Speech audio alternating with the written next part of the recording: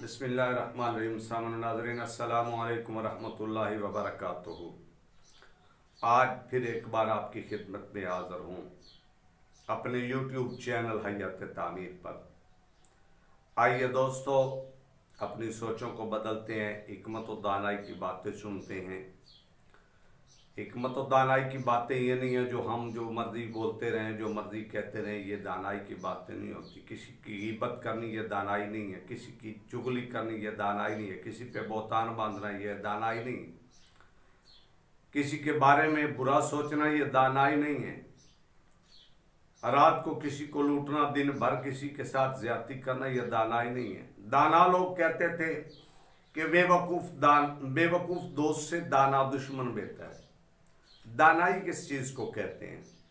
दानाई के बारे में मेरे मियाँ मोहम्मद रहमतुल्लाह अलैह ने एक शेर कहा है, मियाँ मोहम्मद खड़ी शरीफ वाले, उनका शेर, और फिर बात करता हूँ। मियाँ साहब फरमाते हैं, ओए इना गल्लां थी की लभदा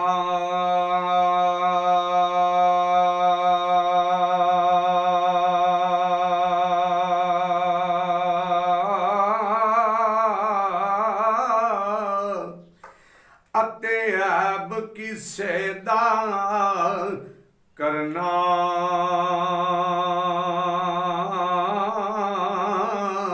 अपना आप संभाल मुहम्मद, अते जो करना सो भरना। एक बंदा चलदे चलदे खेतों चो गुजर रहा सी ते नजर पई छोटियां छोटियां लंबियां खिलरियां वल्लां ने, कोई इधर कोई इधर, ते उन्हां नाल एडे एडे तरबूज लगे। चलदा चलदा अंब दे पौधे दे थल्ले बैठ गया। पौधे थल्ले बैठा ते उत्ते नजर पई, वेख्या ते अंबियां सन लगियां होईयां। अंबियां हल वेख के ते अचानक कहंदा, वाह रब तेरी कुदरत है मालक, एडियां इन्नियां लम्मियां छोटियां वल्लां ने ते एडे एडे तरबूज लाए नहीं, ते एडे वड्डे दरख्त उत्ते एडियां एडियां अंबियां लाइयां नहीं।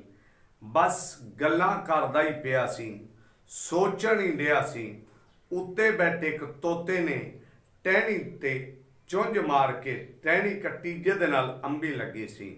बराबर सिर ते सी ओ अंबी, टुट्टी ते बंदे दे वजी सिर दे विच, ते जदों वजी सिर च उता वेख के आंदा है, वाह रब्बा तेरी कुदरत बड़ी अजीम है, तेरी शान बड़ी अजीम है।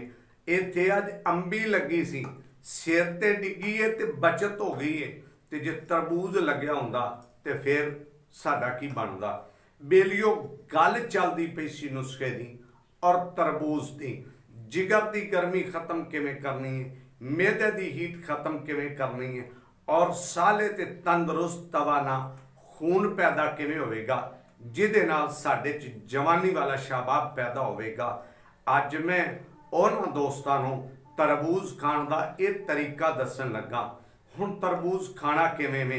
तरबूज नूं कट लेना है, लेकिन गरम गरम नहीं खाना, थोड़ा बह के रख के ठंडे पानी च ठंडा कर लेना है। उन्होंने कट लेना फाड़ियां छोटियां छोटियां। इस काम का तो तुहानूं तजर्बा है ना, मैनूं दस्सण दी किहड़ी लोड़ है। उन्होंने छोटियां छोटियां फाड़ियां कर लैणियां ने, डकरे बना लेने ने। बनाउण तो बाद उन्हां उत्ते काला नमक ते काली मिर्च मिली, इहदा धूड़ा दे लेना है। देण तो बाद हुण की करना है अगला काम, कोई 4-5 खजूरां लै लैणियां ने, गुठलियां कढ लैणियां ने। एक खजूर खानी, उत्तों वावा सारा तरबूज जिहड़ा है ਉਹ ਤੁਸੀਂ तनावल फरमा लेना है, खा लेना है। फिर खजूर खानी है उतों, फिर खा लेना है। यानी 5 खजूरां भी खा लेनियां ने, तो तरबूज बहुता नहीं, तो अद्धा किलो तरबूज भी, समझ गया होने, खा लेना है। ਇਹਦੇ ਨਾਲ ਕੀ ਹੋਵੇਗਾ? ਇਹ इंशाअल्लाह ਤੁਹਾਡੇ ਮਿਹਦੇ ਨੂੰ दुरुस्त करेगा। गंदा मूँह चो ਜਿਹੜਾ पानी आंदा है, रतूबत वगैरह, ये खारिज भी होएगी, रुकेगी, निज़ाम हज़म दुरुस्त होएगा और मैदे दी अंतड़ियां नूं नरम करेगा, मैदे ते जिगर दी गर्मी नूं खत्म करेगा, और तुहाडा साले तंदुरुस्त खून पैदा होएगा। तो जो खून सही पैदा हो गया तो फिर यह जड़ियाँ दर्दां ते खिचाओ ते कमज़ोरियां ये ख़त्म होणगियां। ते अगला जिहड़ा मैं नुस्खा पेश करना है वो मेरे भैणा भरा ते मेरियां बेटियां ते मावां जिहड़ियां पुरानियां लकोरी दी मरीज़ ने ते परेशान ने, ਉਹ ਭਰਾ ਜਿਹੜੇ ਜਰੀਆਨ ਧਾਤ ਤੇ ਦੀਗਰ ਮਰਜ਼ਾਂ ਦਾ ਸ਼ਿਕਾਰ ਨੇ, ਕਮਜ਼ੋਰੀ ਦਾ ਸ਼ਿਕਾਰ ਨੇ, ਉਹਨਾਂ ਵਾਸਤੇ ਕੀ ਲਿਆ ਕੇ ਆਵਾਂਗਾ।